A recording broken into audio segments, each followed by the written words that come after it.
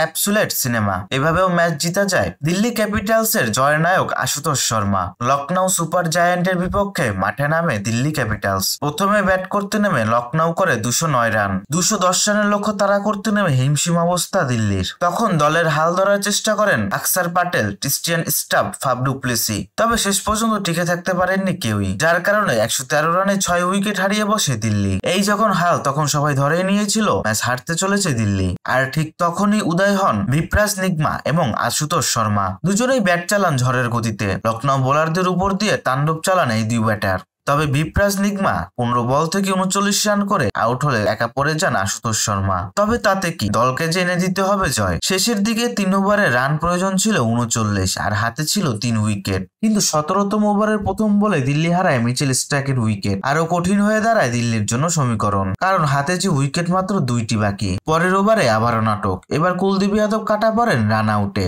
শেষ ওভারে সমীকরণ দাঁড়ায় 6 বলে 6 রানের আর হাতে বাকি 1 উইকেট। শেষ ওভারের প্রথম বলে আবারও সৃষ্টি হয় নাটকের। মোহিত শর্মাকে লেগ বিফোরে ফাঁদে ফেলেন শাহবাজ আহমেদ। তবে সে যাত্রায় বেঁচে যান মোহিত। এর পরের বলে দ্রুত 1 রান নিয়ে স্ট্রাইক দেন আশুতোষ শর্মাকে। আর স্ট্রাইকে এসেই 6 মেরে দলকে নিয়ে যান নির্ধারিত লক্ষ্যে, এনে দেন জয়।